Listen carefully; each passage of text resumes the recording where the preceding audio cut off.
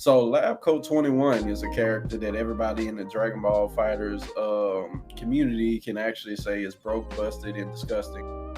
So it has been the overall, thought that, what, we should just ban this character. But with Combo Breaker actually coming up, Rick Dado not too long ago, with only like a month out from the tournament, basically said that he was coming out and thinking like, man, you know what? We probably go ban Lab Code 21 and Team Southtown and KOF. I mean, we still thinking about it, but we'll see. So he just announced recently that he's not gonna ban Lab Code 21, but he's gonna let it rock. And one of the reasons that we think it is because it's so close to the tournament. I mean, it's so close. I mean, people have been preparing with Lab Code 21. Who wouldn't? They trying to cheap out a W. And so they was like, look, man, it's too close. I already been training. I ain't trying to put nobody else in my team. But you have other people saying like, look, we ain't trying to have no, Japan Evo where there's, Levos everywhere. So there's going to be Lab Code 21s everywhere. We ain't trying to have that. But Rick said he's going to let it rock, So how do you guys feel? Should he have go ahead and ban the character even though it was this close?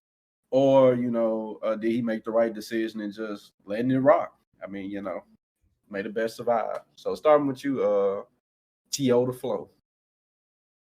I wonder how these people would have held up during like the Street Fighter 4 Marvel 3 era, like vanilla Marvel 3. Because I mean, let's not forget how that game was released how that game was when it came out. Dark Phoenix was broken AF. So don't even mention that name, please. I don't know. I'm not okay. So I'm not saying that. Well, I guess maybe I am. It's just I just wonder how people would have handled it back then. Like I guess I wonder how a game like that would be handled today. If it were released today. Excuse me, I'm fumbling my words.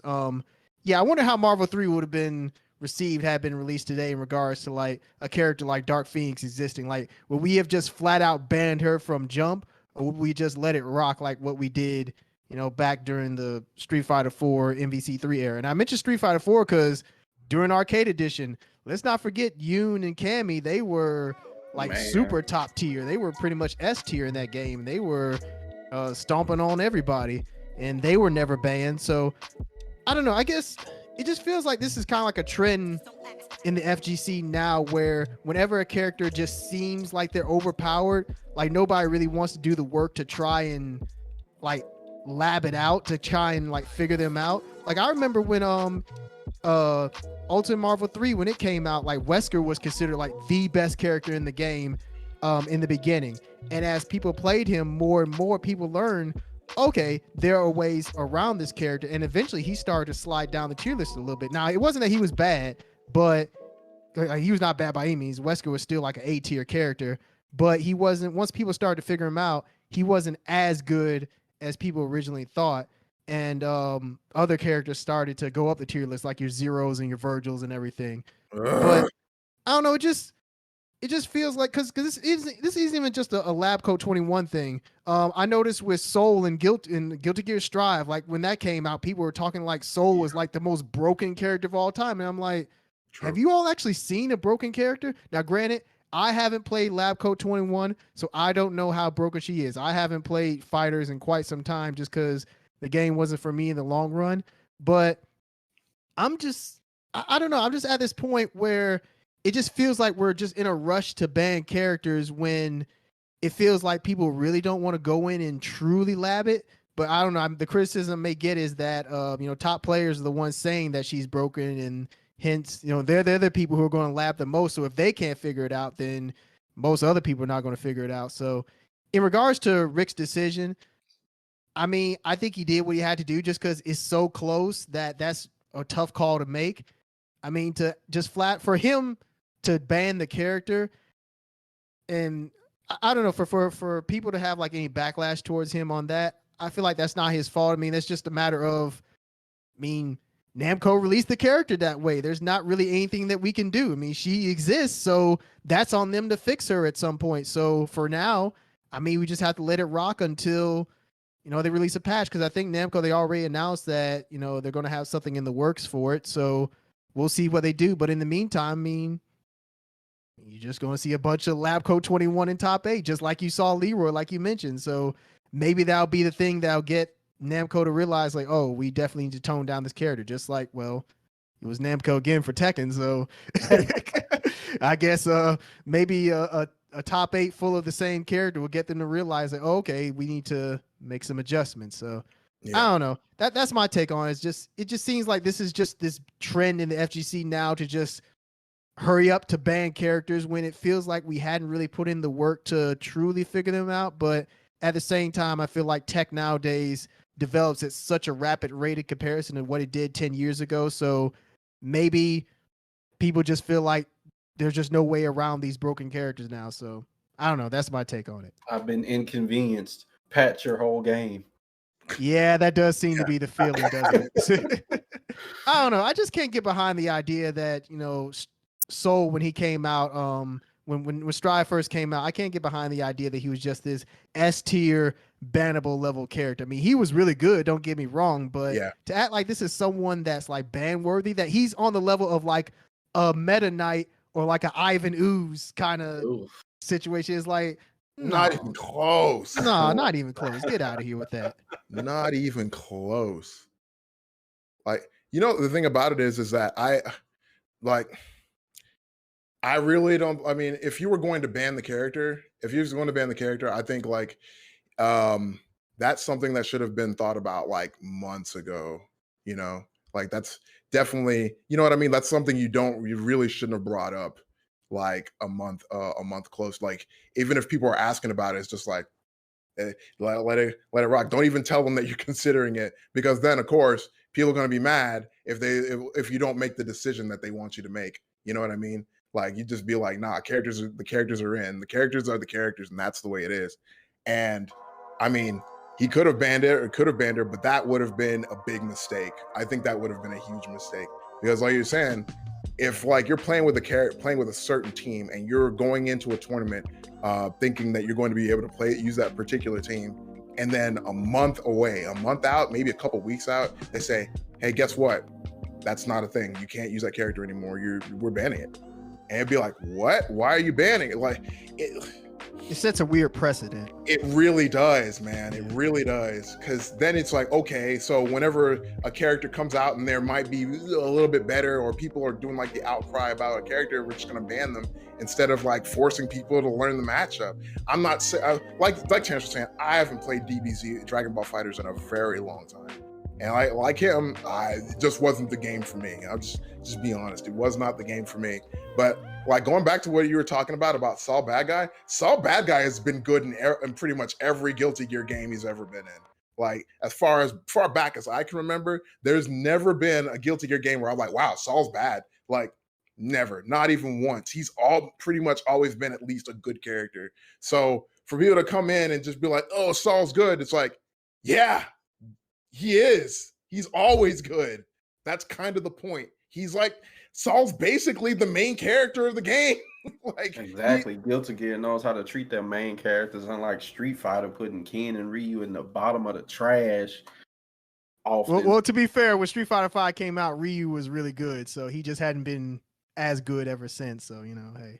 It's blasphemy.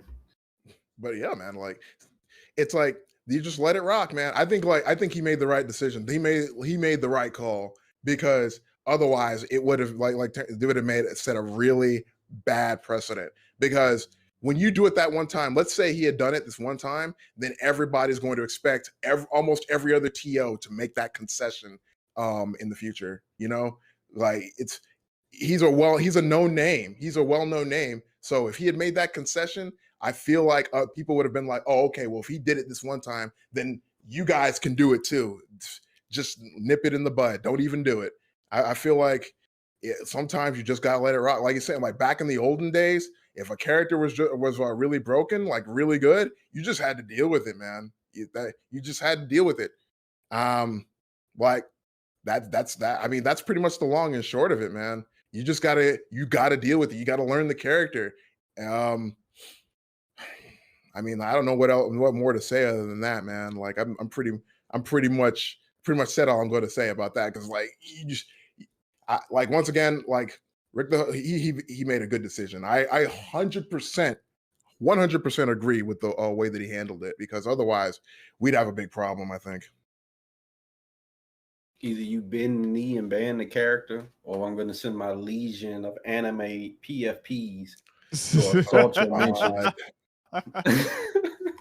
But yeah, I mean, I just don't feel like this is one of those situations where like with y'all, I don't play the game, never really was one that I played it when it first came out, and I was just like, nope, this isn't the Dragon Ball I'm used to. So, I just didn't play it. But I mean, I'm kind of like with y'all, like when the olden days there were like super broken characters. I mean, I don't feel like it's like the level of like how Mexico treats Omega Rugal. Like if you come in there and play this character, you might get stabbed. So, but that's completely justified, I think. And it's a higher chance than might. So yeah, like it's just I'm glad he made this decision to be someone who will say like, you know what, I am gonna do it. Because I mean, I'll be honest, if the character was so busted, that was just like, the matchup was like 10-0, him, or 9-1, Lauco 21, then yeah, it don't matter how close it is, man. We're not trying to have like no track. Like this tournament is gonna be horrible. And it's kind of and a lot of people saying it's kind of reflected, because if you've been looking at the rankings of Dragon Ball fighters lately, it's kind of like down there. Like it's dropped to like 5, 6, 7, and a lot of times in these when they release their standings as far as like the games or how many entries is in it. So it's kind of like affected the community. But at the same time, still, even with that, I mean, you have to take into account as newer games that came out. People have been talking about as a new Dragon Ball fighters. So it's not like that's going to be the 100% main reason.